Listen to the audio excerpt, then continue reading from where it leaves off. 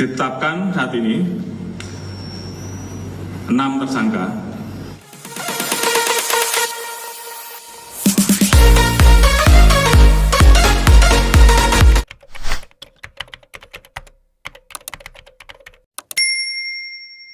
Assalamualaikum warahmatullahi wabarakatuh. Jumpa kembali pemirsa bersama saya Yanti Sugri Sutisna dari Garda Berita TV. Kamis 6 Oktober 2022, Kapolri Jenderal Listio Sigit Prabowo mengumumkan 6 tersangka terkait tragedi Stadion Kanjuruhan, Malang, Jawa Timur yang terjadi pada 1 Oktober 2022 silam. Siapa saja para tersangka tersebut dan apa saja perannya sehingga mereka dijadikan tersangka? Berikut keterangan Kapolri Jenderal Listio Sigit Prabowo secara Di tribun ataupun di stadion ini ada 14 pintu. Seharusnya 5 menit sebelum pertandingan berakhir, maka seluruh pintu tersebut seharusnya dibuka. Namun saat itu pintu dibuka, namun tidak sepenuhnya, hanya berukuran kurang lebih 1,5 meter. Dan para penjaga pintu atau steward tidak berada di tempat. Berdasarkan pasal 21 Regulasi Keselamatan dan Keamanan PSSI menyebutkan bahwa steward harusnya tetap berada di tempat selama penonton belum meninggalkan stadion.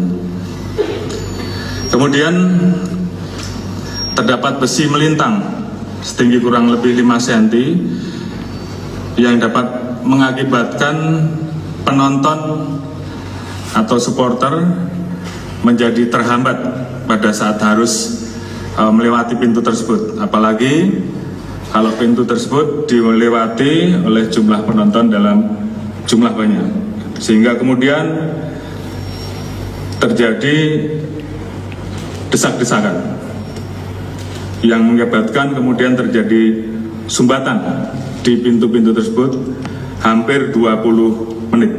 Nanti akan dijelaskan, akan terlihat di CCTV. Dari situlah kemudian banyak muncul korban yang mengalami patah tulang, yang mengalami trauma di kepala, torak, dan juga sebagian besar yang meninggal mengalami asfiksia. Kemudian kita melakukan olah TKP. Berdasarkan hasil pendalaman, ditemukan bahwa PT LIB selaku penyelenggara Liga 1 tidak melakukan verifikasi terhadap Stadion Kanjuruhan. Verifikasi terakhir dilakukan pada tahun 2020 dan ada beberapa catatan yang seharusnya dipenuhi, khususnya terkait dengan masalah keselamatan bagi penonton.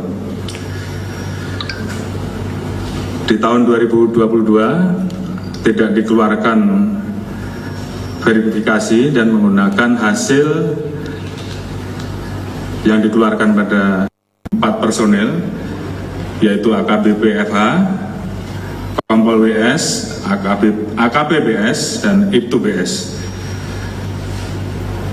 Perwira pengawas dan pengendali sebanyak 2 personel, yaitu AKBP AW dan AKBD. Kemudian atasan yang memerintahkan penembakan sebanyak 3 personel, AKPH, AKPUS, dan AIPTU-BP. Personel yang menembakkan gas air mata di dalam stadion 11 personel. Kemudian terkait dengan temuan tersebut, tentunya setelah ini akan segera dilaksanakan proses untuk pertanggungjawaban etik. Namun demikian, sekali lagi, tidak menutup kemungkinan jumlah ini masih bisa bertambah. Kemudian terkait dengan proses penyidikan, kita telah memeriksa 48 orang saksi, meliputi 26 orang personel Polri, 3 orang penyelenggara pertandingan, 8 orang steward, 6 saksi yang ada sekitar TKP, dan 5 orang korban.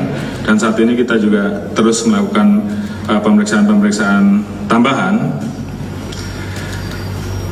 Tadi pagi telah dilaksanakan gelar perkara meningkatkan status terkait dengan dugaan pasal 359 dan 360 KUHP tentang menyebabkan orang mati ataupun luka-luka berat karena kelupaan, dan pasal 103 ayat 1 untuk pasal 52 Undang-Undang Nomor 11 Tahun 2022 tentang keolahragaan.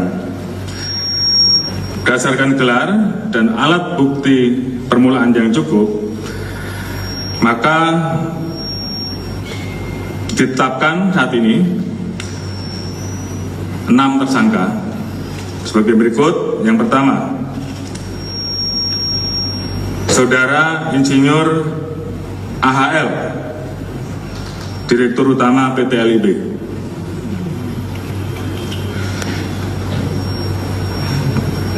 Di mana tadi sudah saya sampaikan, bertanggung jawab untuk memastikan setiap stadion memiliki sertifikasi layak fungsi. Namun pada saat menunjuk stadion LIB, persyaratan layak fungsinya belum dicukupi dan menggunakan hasil verifikasi tahun 2020. Saudara AH, Ketua Panitia Pelaksana Pertandingan. Pasal sangkaan sama, 359 KUHP dan 360. Dan juga pasal 103 junto pasal 52 Undang-Undang RI Nomor 11 Tahun 2022 tentang keolahragaan, di mana pelaksana dan koordinator penyelenggaraan pertandingan yang bertanggung jawab pada LIB. Di situ disebutkan di pasal 3, Panpel bertanggung jawab sepenuhnya terhadap kejadian. Ditemukan tidak membuat dokumen keselamatan dan keamanan bagi penonton stadion, sehingga melanggar pasal 6 ayat 1 regulasi keselamatan dan keamanan. Panpel wajib membuat peraturan keselamatan dan keamanan atau panduan keselamatan dan keamanan. Kemudian mengabaikan permintaan dari pihak keamanan dengan kondisi dan kapasitas stadion yang ada, terjadi penjualan tiket over capacity yang seharusnya 38 penonton namun dijual sebesar 42.000. Kemudian yang ketiga, Saudara SS selaku security officer, pasal yang dilanggar sama 359 KUHP dan pasal 360 dan atau pasal 103 junto pasal 52 Undang-Undang RI Nomor 11 Tahun 2022 tentang keolahragaan, di mana tidak membuat dokumen penilaian risiko, bertanggung jawab terhadap dokumen penilaian risiko untuk semua pertandingan, dan juga memerintahkan steward untuk meninggalkan pintu gerbang pada saat terjadi insiden, di mana sebenarnya steward harus standby di pintu-pintu tersebut, sehingga kemudian pintu tersebut tentunya bisa dilakukan upaya untuk membuka semaksimal mungkin, karena ditinggal dalam kondisi pintu terbuka masih separuh, dan ini yang menyebabkan penonton berdesak-desakan.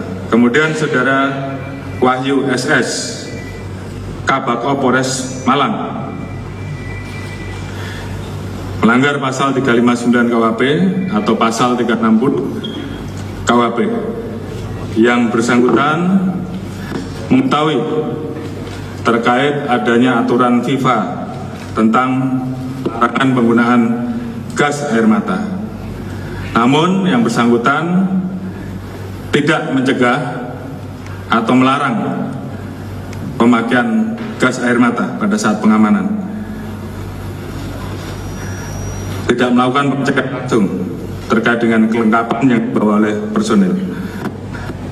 Kemudian Saudara H dan ketiga Yon Brimopolda Jatim, yang bersangkutan memerintahkan anggotanya untuk melakukan penembakan gas air mata. Saudara PSA Kasat Samapta Polres Malang, pidana sama pasal 359, pasal 360. Yang bersangkutan juga memerintahkan anggotanya untuk melakukan penembakan gas air mata.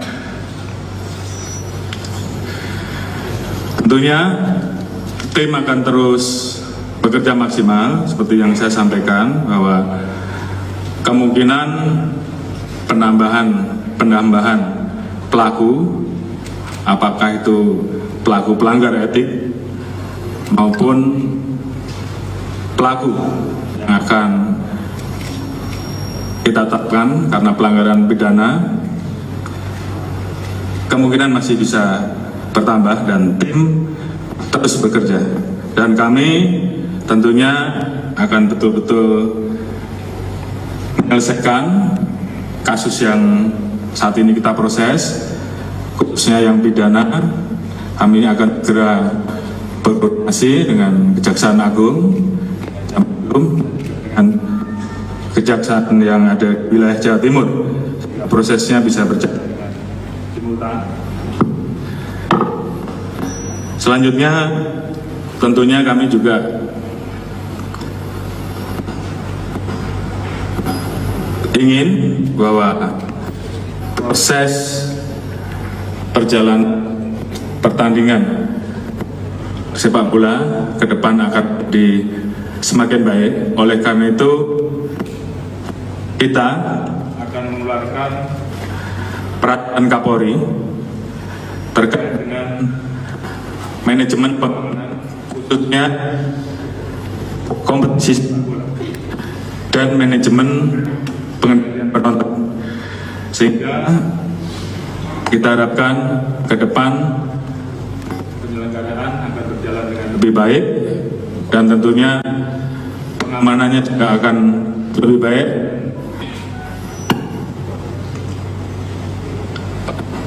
Dunia olahraga khususnya sepak bola akan bisa berjalan dengan